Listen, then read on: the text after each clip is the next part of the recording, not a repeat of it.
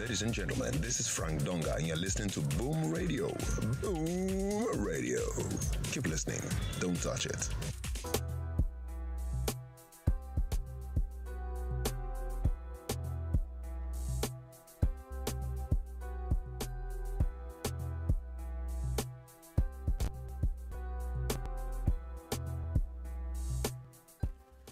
Good morning, good afternoon, good evening. It is Boomba right here on your Boom Radio NG. My name is Dolupo, and I bid you a warm welcome to this fine, beautiful Tuesday afternoon in Lagos State. Keep in mind, it's Tuesday in Lagos.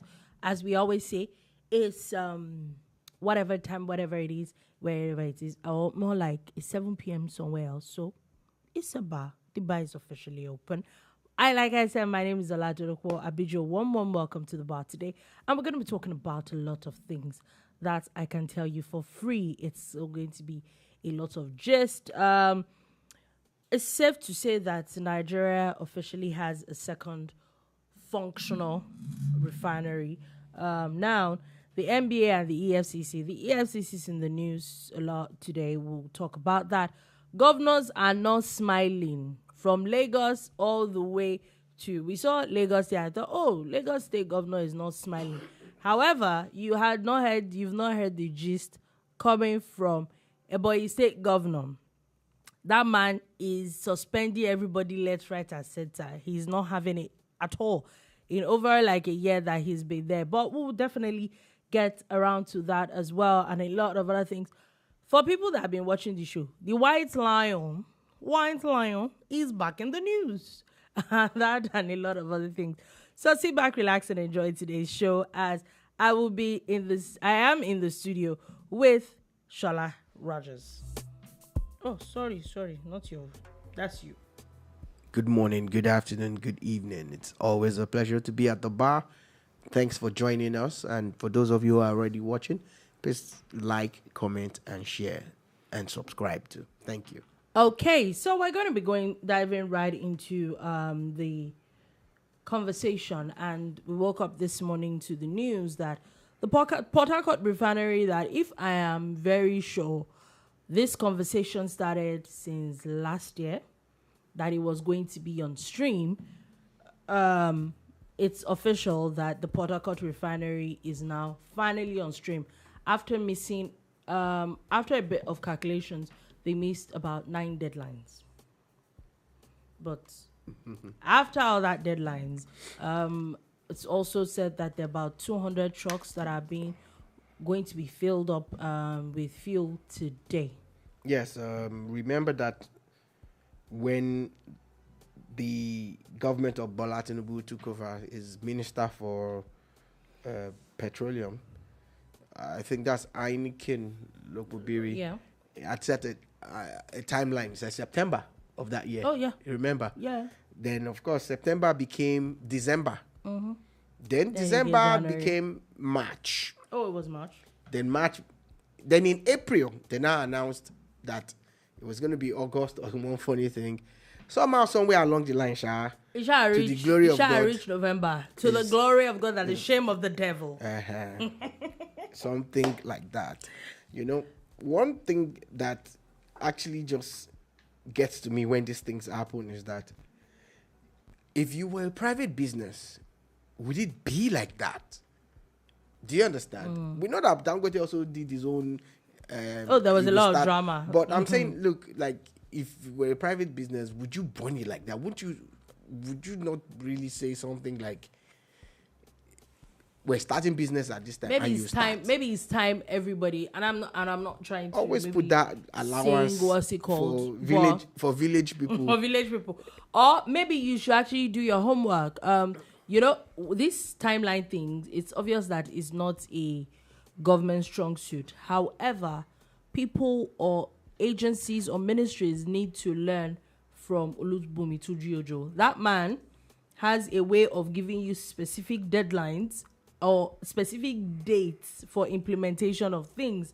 And so far, so good. That ministry seems to be hitting their target every time. That you cannot take away from him. And maybe those things help instill, not maybe actually, I think it really does help instill a bit of trust. Because really, I'd even forgotten that this Port Harcourt refinery was even coming on stream. Anyway. Yeah, but also my own issue with it is that, okay, they had all those failed targets that they set by themselves. At some point, I know that they even used it as a bargaining chip for the labor. That's this government. Used it as a bargaining chip for labor. Labor said it was a lie, that they didn't think Port Harcourt was going to come on stream last year. Of course, it's like a year after now. Thank God, it is on stream. Now, you cannot be a critic, and when you see, it's a form of disease. When you see something good and you don't talk about it or you don't acknowledge it, even if there are rooms or spaces for improvement, I commend the government for bringing Port Harcourt Refinery on stream. Finally, against all odds, it's finally on stream.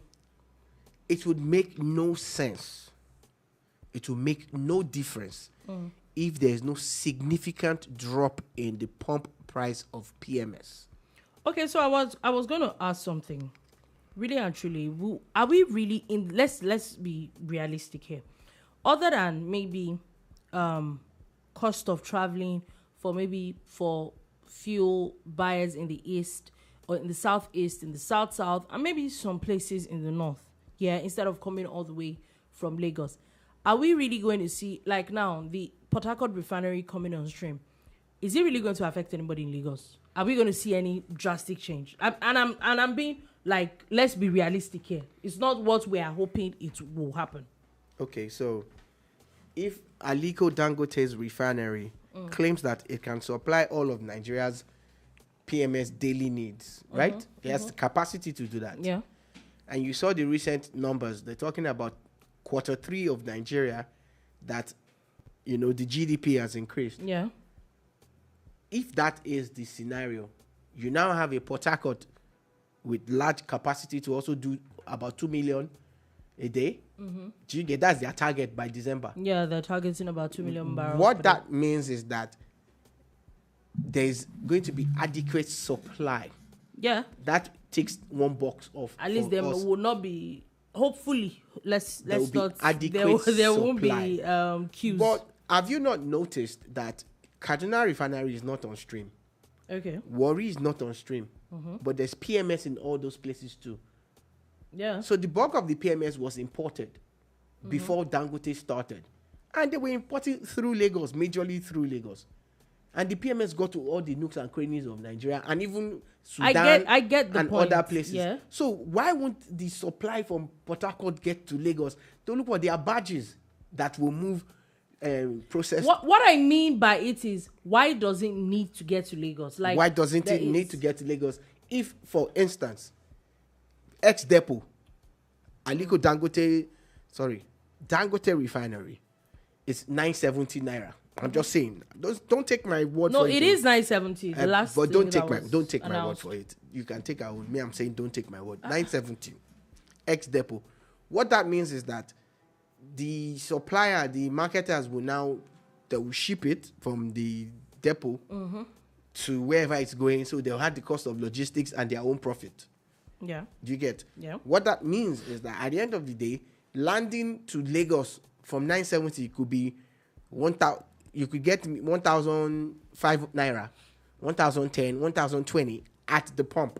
Yeah. Then in Ogun State, you add maybe a 10 or 5 naira, and exponentially you just add until it gets to the north and other parts of Nigeria, the eastern part and the other parts of the southwestern part.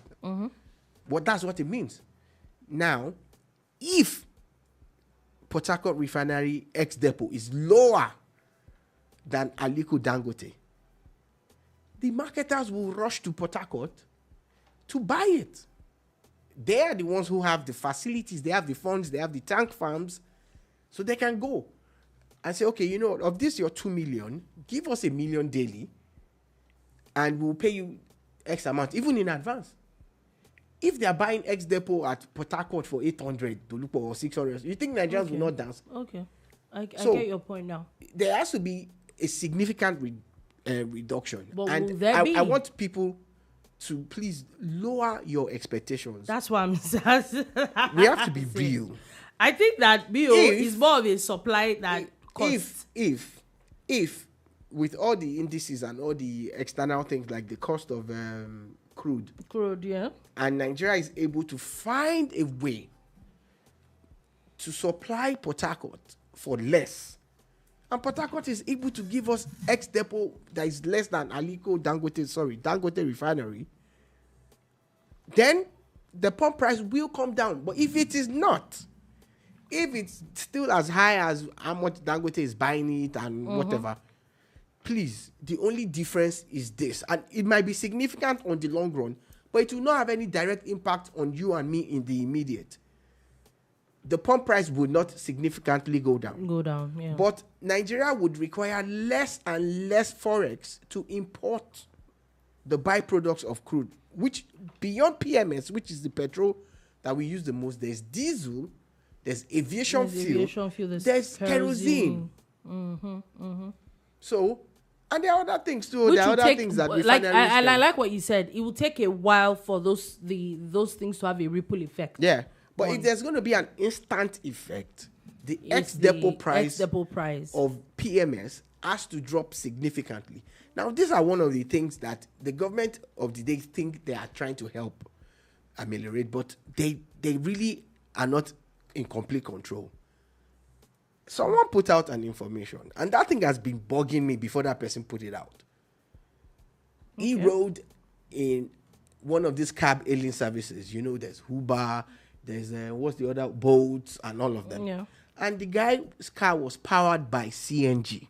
And the guy was asking him, the driver, oh, how are you doing? And the driver said, oh, he's doing very well. He's making a lot of profit. How are you now enjoying something that is virtually free from the government and still charging like you're using petrol?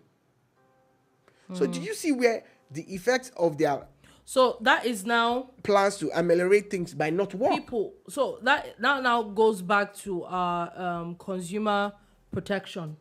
Exactly. So how do you identify? It's by making sure that maybe every single CNG powered vehicle that the government has facilitated is on a different billing system, because it doesn't make sense. It's the same with some of the buses that they have converted to CNG. The same buses will go to the same parks and pick the same number of people and charge the same amount. Yeah. That's why nobody is feeling any of these things that they are doing. So if they are not able to significantly reduce the pump price of fuel, and they cannot regulate the people who they have put on CNG to make sure that me and you are paying less, then it doesn't make any sense. So all the palliatives and the things that the government promised to cushion the effects, they might be doing it, but it will not get to the people, so it does not make sense. Because people are just... Anyway, so we definitely will follow this matter, but at face value, the honest truth is that it's a welcome development. I mean, it's safe to say that it is a welcome development. Oh, it is. That's why I try to, break it down a little. Like I know that these are the positives that you can take from it. These are some of the good things that this would lead to, because again, our dependence on the dollar is one of our biggest problems. It is ridiculous. The demand for the dollar in Nigeria is crazy. We probably need more dollars than the Americans do at this rate. So before we leave this whole economy issue, the news dropped this afternoon that the CBN has increased I'm looking for the specific word. They've increased the interest rate to 27.5%. Yeah, from 27.25. Now, my question really is, what does this talk, what does it do for anybody?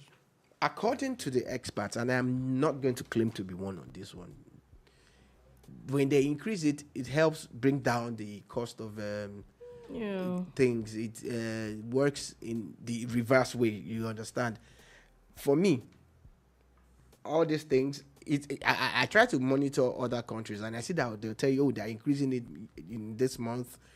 But most times, it's either they are increasing it or they are leaving it at the rate that it was, Then there's the charges to the banks and all of that, all the other rates that are being set for lending and everything. Yeah. Because again, if you're able to get funds from the banks and inject in your business, it's supposed to help the economy. The economy grow.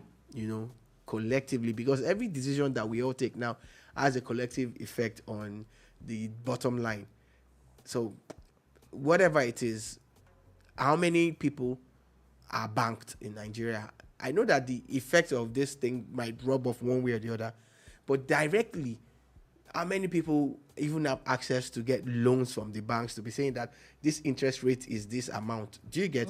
Because most of the Nigerian banks, they do short-term loans. So it's hard for entrepreneurs, it's hard really for businesses make anything of to it. make any sense of their rates, because I'm not going to try to import something that I want to sell in maybe over a period of 1 year. I must sell it under a month so that I can quickly pay them back. You get? Or else I start paying that increased rate and all of that. So, hey, at the end of the day, yes, it still has a way that it's going to affect us. But if we had banks, in the true sense of the word banks in Nigeria, because Nigeria does not have banks. I make bold to say this. The market in Nigeria, no. This is a reality when it comes to the financial institutions we have. They are falling short, virtually all of them. So, this is a cry. This is a cry also. Why you are talking about the interest rates and everything, look at banking products that can have a direct impact on people, so that some people who actually want to invest will boldly walk up to a bank and say, this is my business. This is what I'm trying to get from you. And they can get medium and long-term loans, because virtually all our banks now, they're more keen about short-term loans because they really want to make their money back like yesterday. Yeah. Anyway, we'll see where all that drama is going to really. Just wanted to just put it out there. Just how if it really does affect the layman. Now let's move on from that and let's go to the NBA, as the NBA has now slammed the EFCC chairman for his comments that he had made a couple of days ago. So, while you were flipping, I think a message dropped. I saw it on your screen. Oh, okay. Oh, okay. So, BT616. Oh, he says, 27.5% when the average rate to get a mortgage in America is less than 5%. I think that some of these things are, like I said, it is ridiculous. They have been increasing it, at least that I know of. I've been following for like over a year, and nothing ever comes out of it. So what's the point? If the average rate to get mortgage in America is about 5%, Abby, that's what I said. Yeah. Do you see how it would be easier for a person who works and earns in dollars in America to activate those loans and invest in real estate? Do you get? Yeah. It's very interesting. Now let's move on quickly from that. And like I said, the EFCC chairman seems not to be holding brief for anybody, and he seems to be, punching a little bit of holes into things that I would say that we normally overlook a lot, and I think it makes sense. So apparently last week, the EFCC had basically talked about how a lot of financial crimes would not go unchecked, or would not be so, would not be so bad if not for lawyers. Okay. So how? So one of the examples he gave, let me read his quote. He says, if a lawyer remains unconcerned about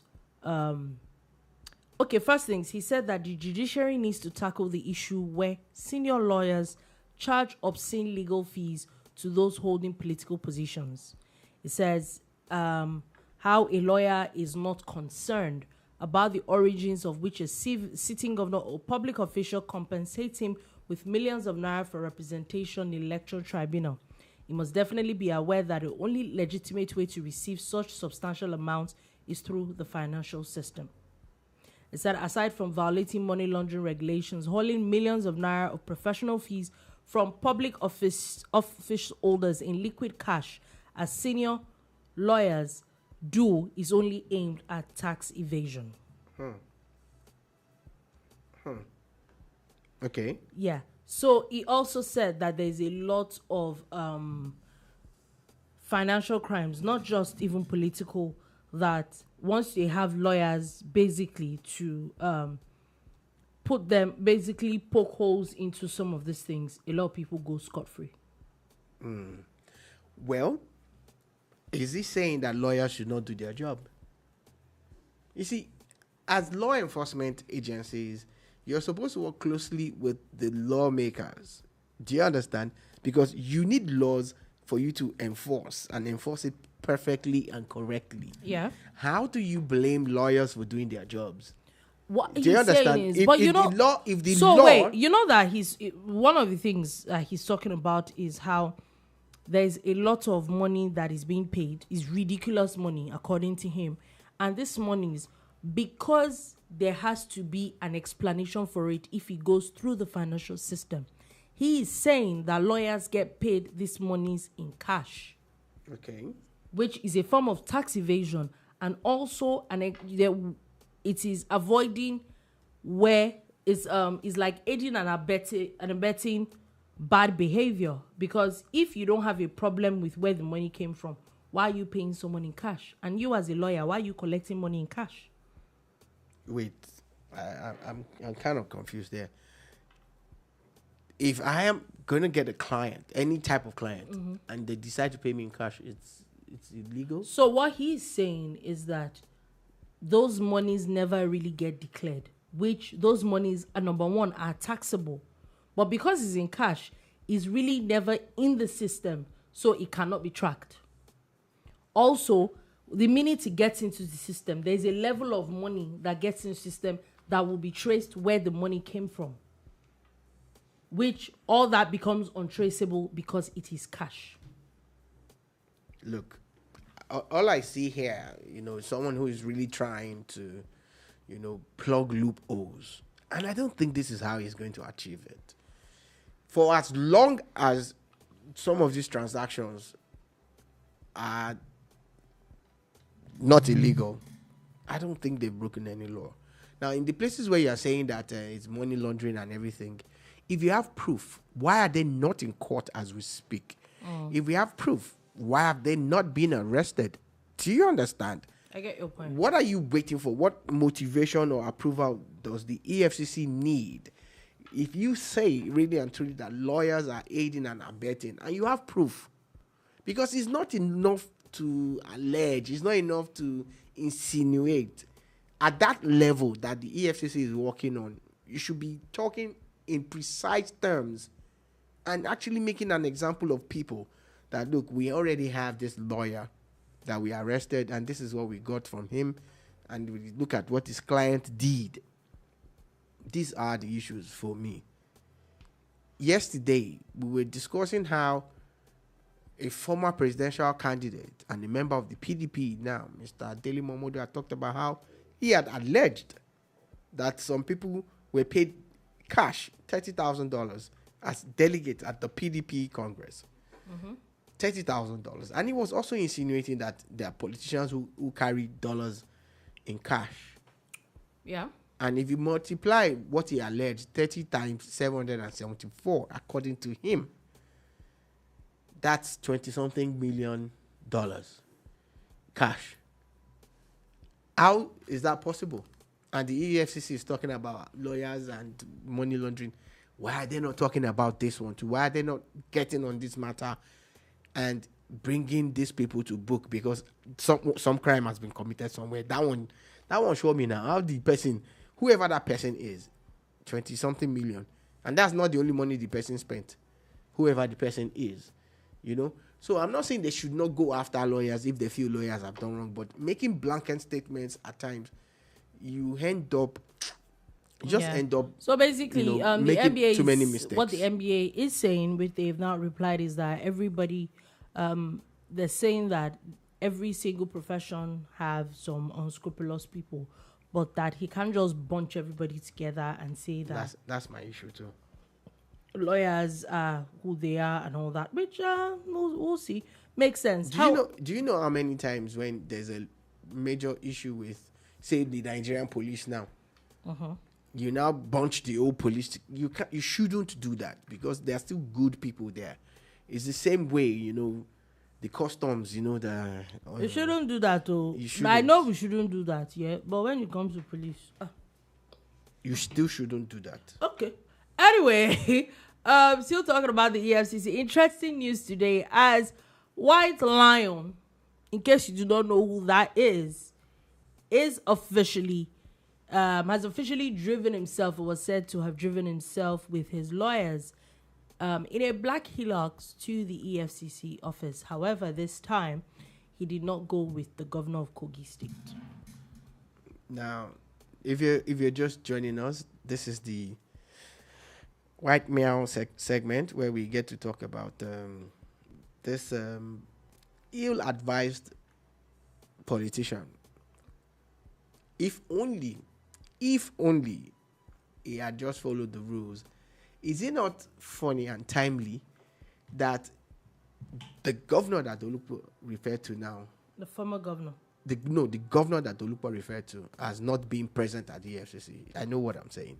Mm-hmm. That governor is one of the people that is said to have instituted a court case trying to delegitimize the EFCC. No, he was one that started it, actually. Every other person joined. You look, wiggle room. It's called wiggle room, Dolupo. You should have learned that by now. So this particular guy with some people, they went to court. They said EFCC should not be in existence anymore. Blah blah blah. Now that court, the highest court in the land, has spoken. Their guy in Ofi hide. Just picture if that judgment had gone the other way. I think that if even the Supreme Court will not let that happen, because that means don't think. Why I said so is not just about the immediate. It means it's about all the convictions, all the every single arrest the EFCC had made. So you're very sure now that it would have just gone the way it went. I'm not saying that I'm very sure. I'm saying that it would have been total chaos. But the Supreme Court, was there a possibility? Oh, everything is possible. Anything is possible. It would have just been chaos. That's all I was trying to point out. Picture a scenario if the case had gone the way the people who instituted it had wanted it to go. What that would mean is that they can't arrest him anymore.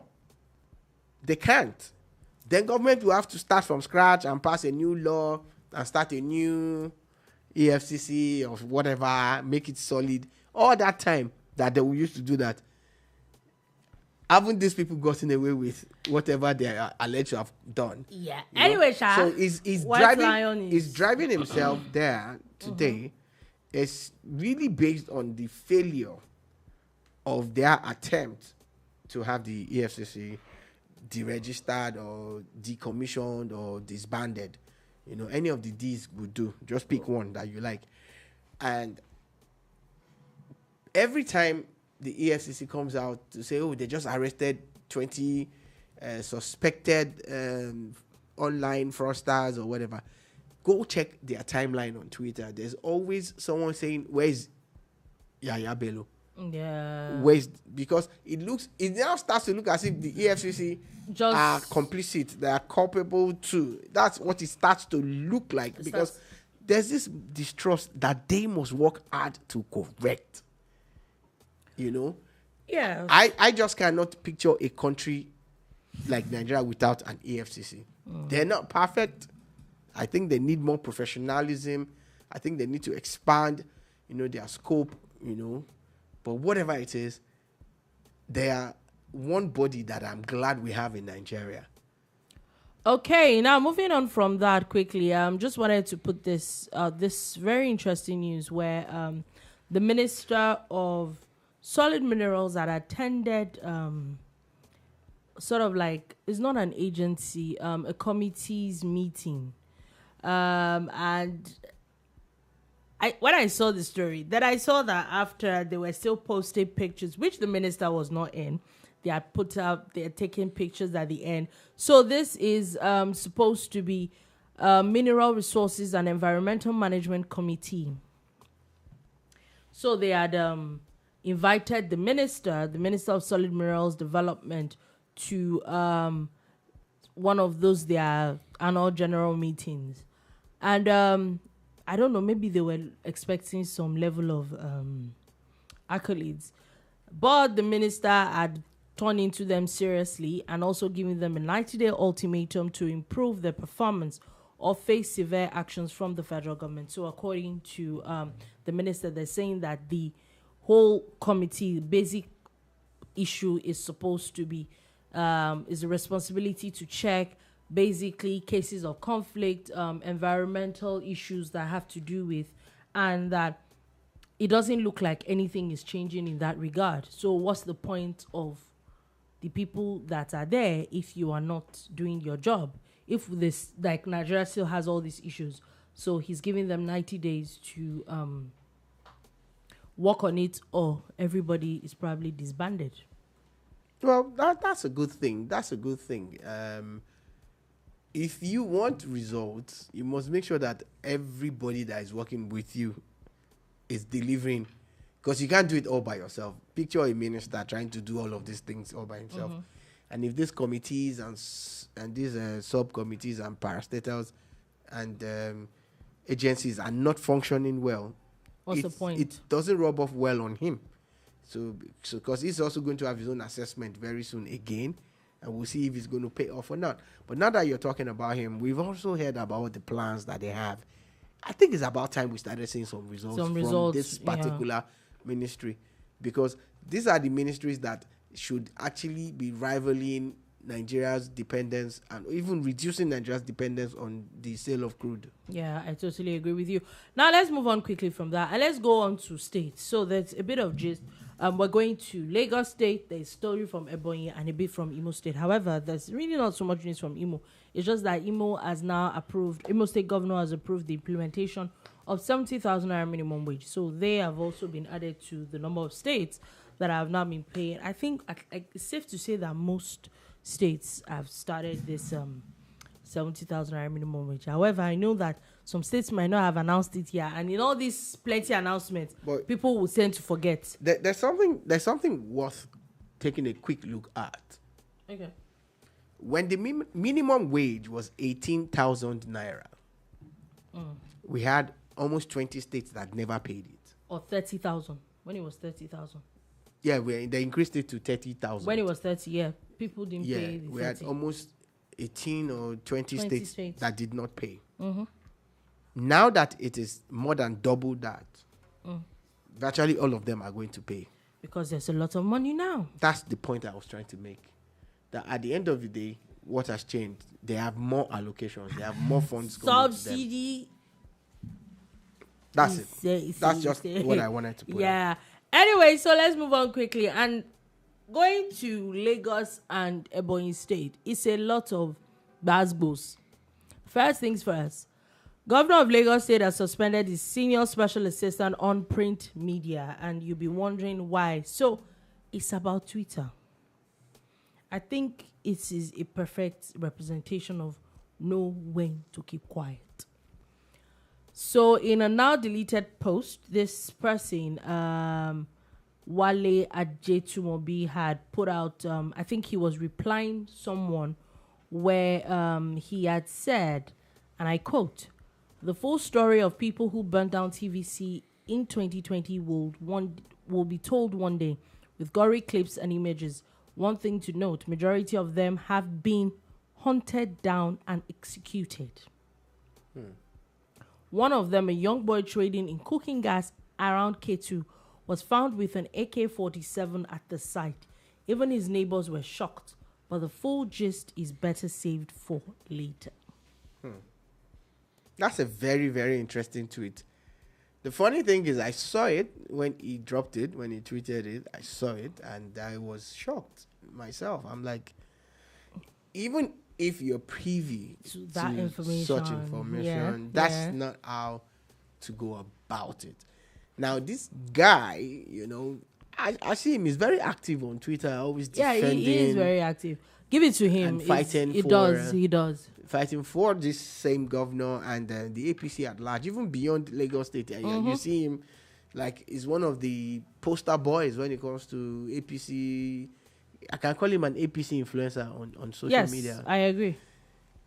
And you need to know how much information you're supposed to put out, even if you have it, even if it is true. Even if it's true, yeah. Because it might not be true, and it might be true. No, for someone like him, he might even be privy to some information. And However, I'm saying just even, know I now added again, and I will repeat even if it's true, and even if it's not, because it might not be true, and it might be true.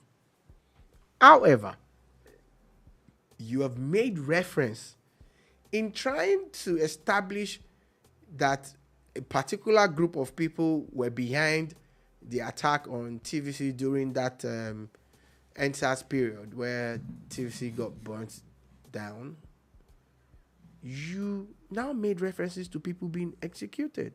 And execution is English. Oh. Do you understand? You didn't say that they've been arrested.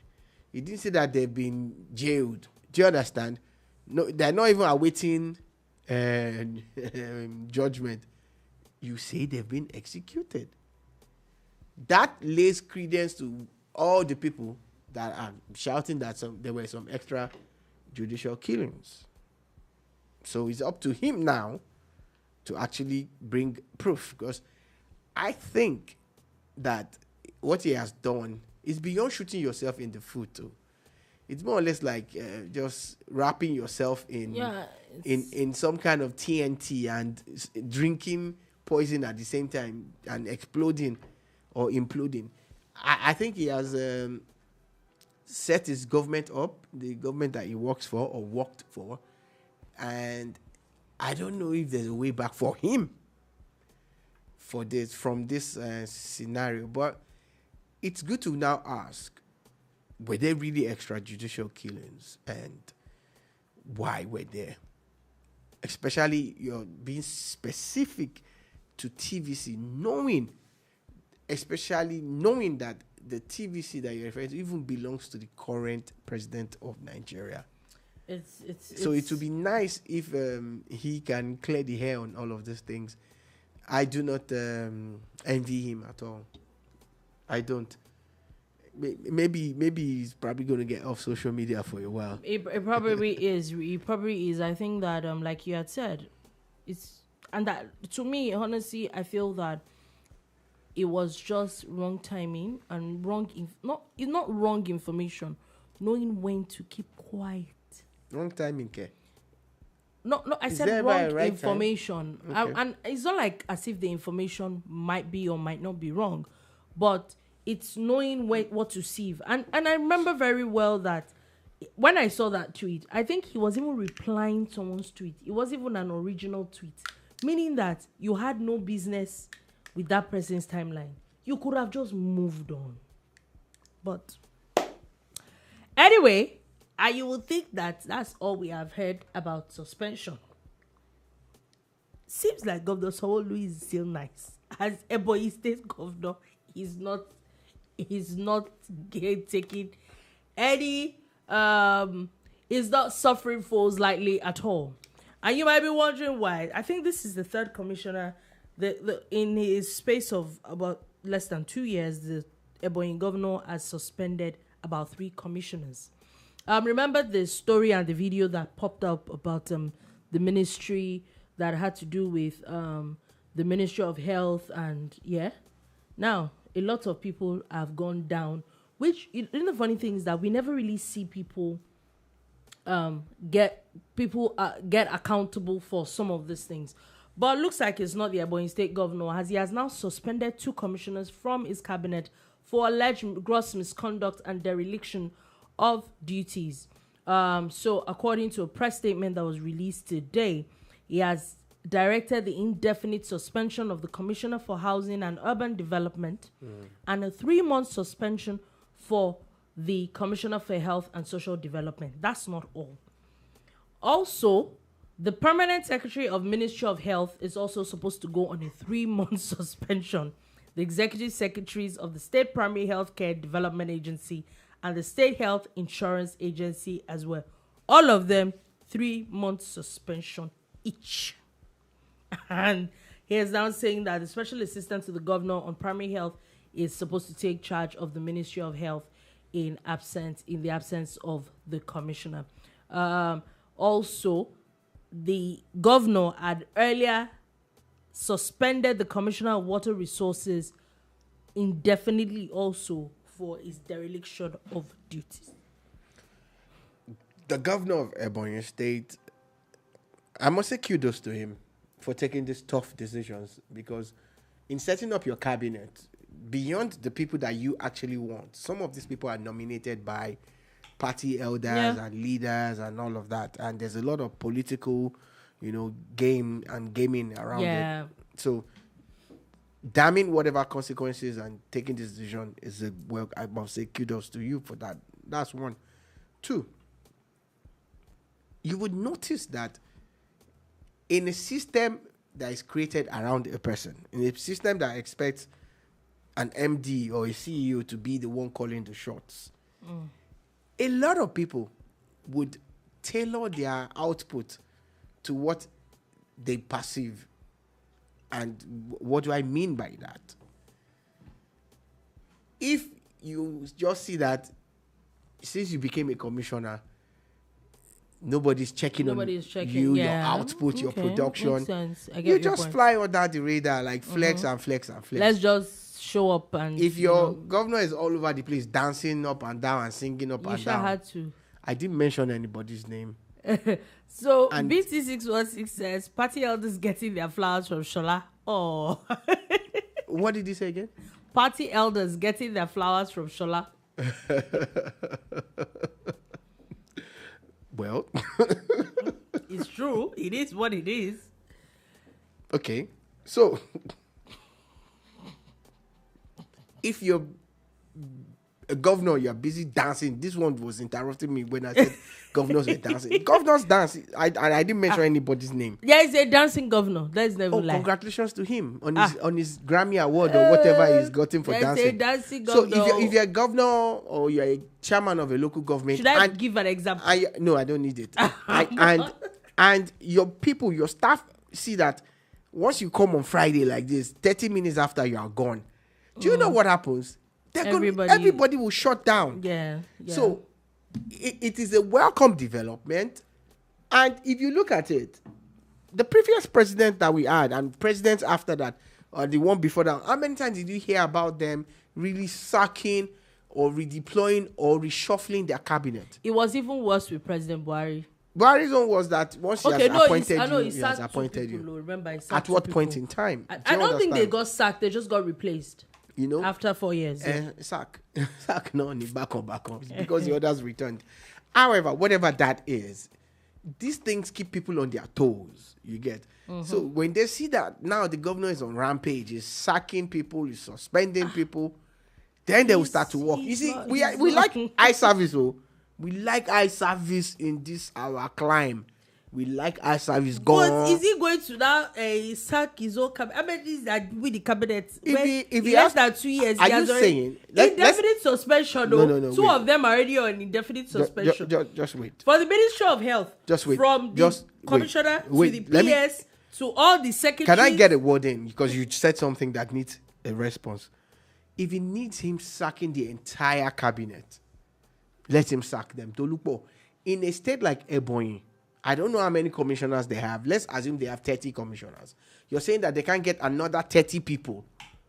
Is that what you're saying? That of those 30 that you picked, or 20 or 15 or 5 or 10, sack who you have to sack at this point in time because you want results. Let me not lie to you. What's the name of this governor of Ebonyi? Iwifuru. Exactly. You had to. No. I know the name. It's kind of a mouthful, so I don't know how to pronounce it. It's not the mouthful alone. It's because we're not really any actions. You understand? An election is coming. Everybody wants to see what you have done. You show your workings. That's what we are saying. But I honestly think that it's not a usual thing. Like the Ministry of Health now, everybody, every top person that place has now gone on 3 month suspension. Pere. You people. Just 3 months. 3 months is not okay. I hope it's 3 months without pay. Oh yeah, they're even supposed to release everything that they have with them and submit everything for 3 months. That's a welcome. But the honest truth is that after 3 months, if you go without anything and come back in 3 months, your brain will. If you really want this country to move forward, you need more decisions like this. You need to hear about this in Kano. You need to hear about it in this place. Yeah, because the truth is that these things happen. They're actually happening on a daily. You know, speaking about Kano that I mentioned, listening to the news on Boom Radio earlier, and there's talk of the state government calling out an airline. Oh, yeah, they shut them down. Yeah, because they've not paid taxes. Yeah, they shut them down. Why is it just now? Why will you even let it accrue to that much? It's because they're not doing their jobs as at when due. They'll now be putting their eyes on allocation. Within you alone, grow your IGR, and allocation will be just an addendum. Yeah. I'm talking about sacked people. Former Minister of Women Affairs, Mrs. Uju Kennedy. Barrister Uju Kennedy was definitely the news yesterday when she went to court and she had like a mini press conference. So she said she was there to defend a 5-year-old who was molested by her teacher. Very sad story. Very sad story. Very sad story. However, give it to Mrs. Uju Kennedy. Barrister Uju Kennedy. She knows how to. And I like the fact that it's obvious that now she has the platform, or she's now popular, whether you like it or not. So she wants to use it to her advantage. So did she trend? Oh yes, her video definitely trended. Look, not being a big fan of hers when she was a minister, thinking that she actually did a whole lot of things that I felt were not proper. But look at the real case here. Let's not take, the focus away from the fact that, she's there for a good cause. Yeah. A little child molested by a teacher, an adult molesting a little child.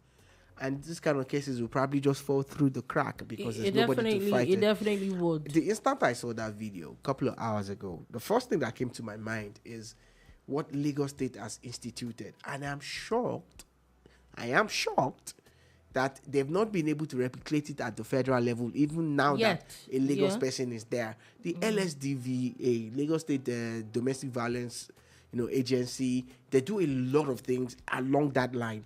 There was this case of an assault that happened to a lady somewhere in Port Harcourt. Do you know that their Twitter handle quickly responded and asked that, did this happen in Lagos? Someone now yapped them, they should be slowing down. No, stay your jurisdiction. Imagine the kind of things the cases that they fight for men and women who have been violated or abused, and children. Do you get? And it's interesting that people actually now have, like, in Lagos, people, you hear it, like I've heard it in a few places where people are saying that if you do this thing, you'll be reported. Like, there's now the awareness that people know that this actually works. So the Lagos Domestic Violence Agency or Anti-Violence Agency and all those groups and agencies that they have created, that system should be replicated in every state nationwide. And a person like Barrister Uju Kennedy might function very well in that capacity. In those places. Because she seems to have a passion for such things. And trust me, why is it... I'm not saying that we should blame Lagos for having something that works. So I'm just saying that since the other governors will not cater to these people, this particular group, why can't we have it at the federal level so that, everybody is catered to and protected if you fall into this category? But kudos to her for taking this case up. Now, let's move on from that quickly. Sadly, there was a Delta boat mishap that left people, about 5 people there, and there's still about 20 people. There's still about 20 people missing. So that is quite sad. Now, let's move on quickly to a bit of international stories before hopefully we'll be able to do sports and entertainment. Now, Libya has now announced that they arrested 4 Nigerians for alleged drug trafficking and infectious diseases. So 2 people were said to have been arrested for drug trafficking and 2 others. And basically, they were gloating about how their fight against illegal immigration, illegal migration and all that. And I will still keep saying, it's bad enough that you are in Libya in 2024. You now go to Libya Which the sad part is that there's actually a lot of evidence around there that there's a lot of things that are going on, even as much as slavery. Do you understand? In somewhere like Libya. So I would think that that place is extremely dangerous for anybody to willingly want to go there and say you're looking for greener pasture. The grass is very brown in those places. Just wanted to put that out there. But then you now go there and then you are now caught with 1,200 hallucinogenic pills along with other illicit substances. What are you doing? There's something about this Libya story, but my own is more of a conspiracy Okay, theory. BT616 tell us the name of the Nigerians. I have to check something. No, I don't know. I don't know. You are looking for trouble. I'm not at home. No. That's it. If you have the name, if the name is public knowledge, let's have It's it. not public knowledge. It's not. Okay. All right. So, I just wish that there's a scenario where no Nigerian goes to a place like Libya, regardless, because it's not the Libya that you used to know. You know, there are two different governments. They're still at war. It's a dangerous place. There've been video evidence that's online of, you know, people being forced into slavery and all sorts of things. Please, you know, but this urge to just go in search of the golden fleece or there's no greener fleece grass, anywhere. and you're not doing it the right way, you're doing it the illegal way. This is one of the places where you might end up, because what's the guarantee that these people actually were peddling any drugs in the first place? What's the guarantee? That's very true. That's very true. In a country that acts to grind with you. Yeah, so it's better you don't even go there at all. Exactly. That's my point. Like, you know, just BT616 said, Shola, it's not fair now. Why is Dolupo doing this to me? I'm a nice person. I know you are. You're a nice person. I'm not saying you're not a nice person. And I'm saying that the names are not public knowledge. Thanks. She would make them public when they are made public. When they are made public, exactly. I know where he's going. But you it's to not be working. nice. He's not going to work. Anyway, just wanted to put it out there again. Don't go to Libya. Don't go to Libya. Libya. I don't understand. Redraw those maps. You know they actually have maps. You know the funny thing? Do you know they have maps? Even afterwards, a whole super eagles that they get with security, they went with everything. See how they were treated. Nobody even now know you. This is what happened to Benin Republic when they went to Libya. They were beaten. They physically assaulted them. People that let's Stoned out of be the honest, stadium. Super Eagles are pretty popular people. Yeah, a lot of them are like international stars. You see how they got treated. You that nobody knows your daddy. You that okay. I'm just saying before they say the local. Do you think that Benin would not have preferred to have slept in the airport than the way they had to run out of the stadium? And don't do it. Do not do it. Thanks very much. And CAF has not said anything about that. I see Nigeria. Don't be playing with Nigeria. Everybody should stay on their own. Let everybody do their own business. Avoid Libya. Anyway, Nigerian stars Asake, Tems, Rema, and Burna Boy have now bagged nominations at the 2024 Billboard Music Awards. Nigeria's artists definitely doing big things. I'm still praying for the day that we would have a proper Nigerian awards. That the world would actually Nigerian recognize. Awards. Yeah. Because, I don't know, it's good to have all these international accolades, though. But, you know, I'm hoping and praying for a proper Nigerian awards, you know. Okay, so interesting times where Drake, the very popular Drake, has now sued Universal Music Global and Spotify, saying that there were unlawful practices that was used to promote the diss song that Kendrick Lamar did against him, Not Like Us. So it seems really very... I thought we moved on from that. Apparently, that Drake beef. seems to be really pained. As is his own record label. Is his own record label. That he's suing. Yes, that there were unethical practices that helped Kendrick Lamar's song blow up. They're not like us. They're not like us. You too. I'm not gonna lie. Sorry, before you get to that, let's Alright. take this comment. Let's be honest. African Union should be renamed Haran Africa, North Africa, no senduna. No Remember Kora Awards, Shola? Yeah. You know, and they just let the thing die like that and all of that. Yeah, you know? it was actually big. So back to Mr. Drake. Look, Drake. I don't hate Drake. I don't have a problem with him. But I actually like Kendrick But Lamar. Kendrick had one over him at that point because this song went huge. It was a beautiful period for rap. And it was this year when they were dropping, you know, this after this. But when he dropped that, they're not like us. They're not. There was no coming back from that. There was definitely no coming. Oh my. What a song. Drake. So Drake is saying that a whistleblower at UMG revealed that the label and Spotify used bot streams to inflate the song's numbers artificially. Okay, we hear you. To become a mega hit single. Okay. Good luck. Sounds pained, Sha. Some of us shall play that song a lot.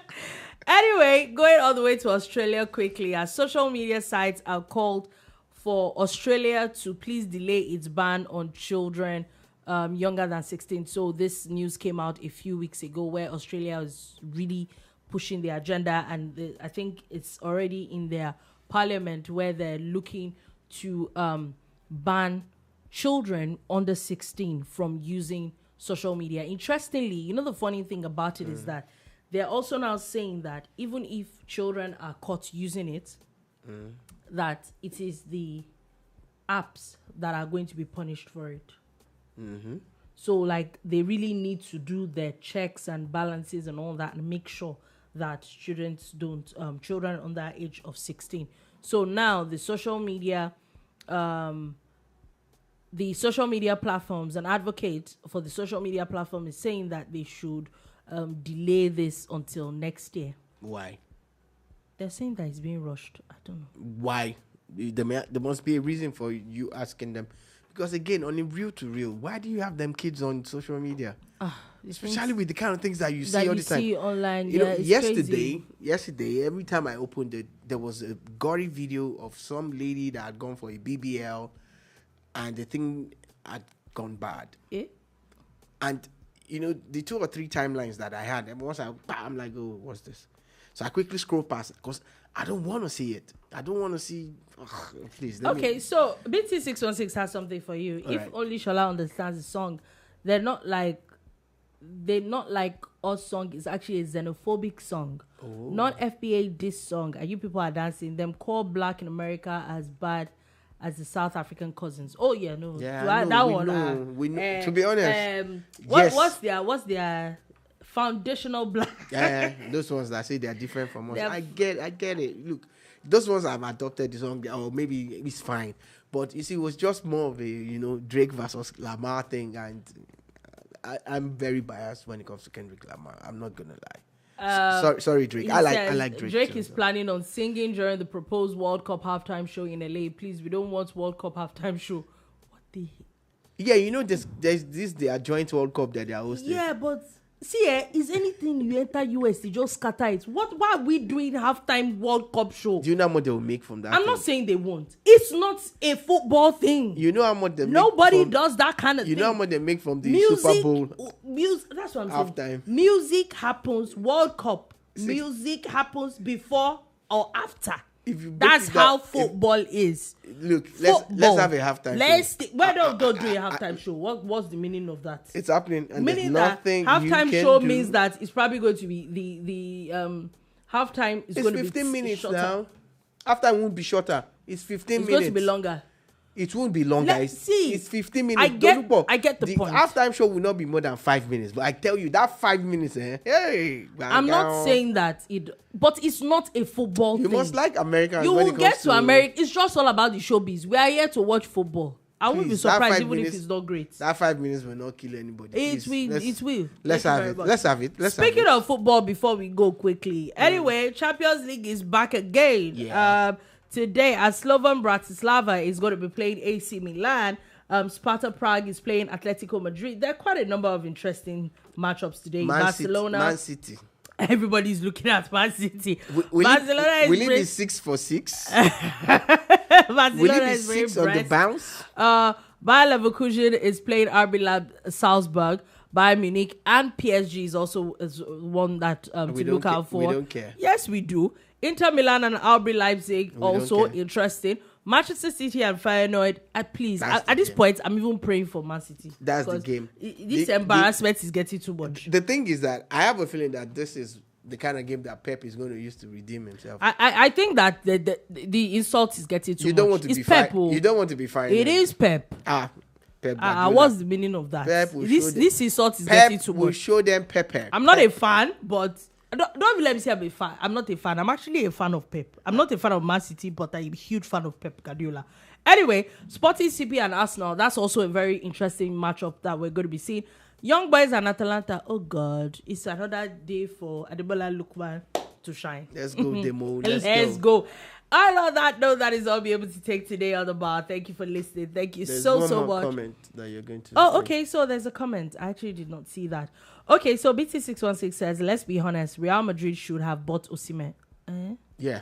Everybody should have bought Everybody should have bought Osimhen. But you guys did not agree. Everybody. Chelsea, Arsenal, United, everybody should have bought Osimhen. Now, they are making Galatasaray seem like they're just a Turkish team. Now, they are now feeling like as if they won Champions League. Anyway, Real Madrid should have bought Osimhen. The half-and-half sharing of the left wing between Mbappe and the Brazilian crybaby is not working. It's not working, sir. Ouch. I agree with you.